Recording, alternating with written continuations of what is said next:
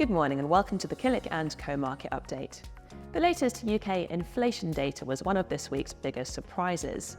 The number was expected to be around about the 1.9% mark, but it came in significantly lower at 1.7%. The transport sector made a negative contribution to this inflation data. This sector contains rail tickets, which definitely haven't come down, but it also contains airfares, which have become cheaper over the course of the last year. Before the inflation data was published, the market was pricing in a probability of 80% that the Bank of England would cut interest rates at its next meeting in November. As soon as the inflation data was published, the implied probability went up to 90%. Lower interest rates generally result in weaker currencies, so the pound has dropped this week due to the expectation of lower interest rates. Here's the pound against the dollar over 5 years. This week's drop is shown in the pink box. The pound has fallen about 3% against the dollar this week. If you're based in the UK but you're holding dollar stocks in your portfolio, then your portfolio should now look more valuable in sterling terms. We've had quite a few movements in semiconductor stocks this week, starting when ASML accidentally published its results a day early. While the company's earnings were ahead of expectations, its orders for the coming year were not, and that caused the shares to fall by 16% in a single day. Here are ASML's quarterly earnings over the last 5 years. As you can see, the figure for the latest quarter was very much a continuation of the upward trend. However, the level of new orders was lower than hoped for. And the reason for this appears to be a delay in demand from one of ASML's customers, Samsung. As a reminder of how some of these companies fit together, ASML makes photolithography machines, and these are needed to make the most advanced semiconductors or computer chips.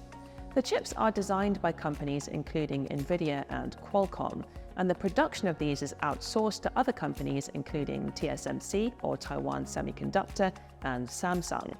TSMC and Samsung therefore need to buy the machines from ASML in order to make the chips. Sadly, Samsung has fallen behind TSMC in its ability to manufacture the most advanced products, meaning it doesn't yet have as much need for ASML's most advanced machines. On here we're comparing the share prices of ASML in the grey, TSMC in the green and Samsung in the pink over 5 years. The black dotted line is the starting point. ASML and TSMC have gained more than 150%, whereas Samsung has gained nothing. Samsung management actually acknowledged the issue in a letter to shareholders earlier this month. Here's the key section. Dear valued customers, investors and employees of Samsung Electronics. Today, the leadership team at Samsung Electronics wishes to apologize for not meeting your expectations with our performance. We have caused concerns about our technical competitiveness, with some talking about the crisis facing Samsung. As leaders of the business, we take full responsibility for this. The company is now investing heavily in its capabilities, and any improvements here should hopefully benefit ASML. And lastly, the IEA, or the International Energy Agency, has published its latest World Energy Outlook report. There has been a lot of talk recently about wind power companies not doing too well because of higher interest rates and about the lack of demand for electric vehicles, so it was reassuring to read the report and to see the high amounts of money still being invested into cleaner energy options. In 2023, nearly $2 trillion was invested into clean energy, and that was about twice the amount that was invested into new capacity for coal, gas and oil. Here's the IEA's projection of where global electricity generation will come from over the next decade. In green, we have coal, which is still rising due to demand from developing economies, but it is set to fall sharply.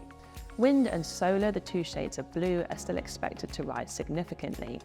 And then natural gas in the dark green is expected to remain an important part of world energy supply. It was interesting to look at the expected investment into new LNG or liquefied natural gas capacity.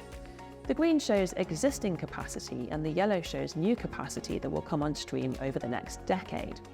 Many of the major oil companies, including BP and Shell, are now focusing heavily on gas. Moving on to have a look at next week, earnings season is kicking off and it's looking very busy on the calendar. Next week is a big one for healthcare companies, and we're expecting results out from Danaher, Thermo Fisher and Lonza. That's it from us. Have a great weekend, and we'll see you next Friday.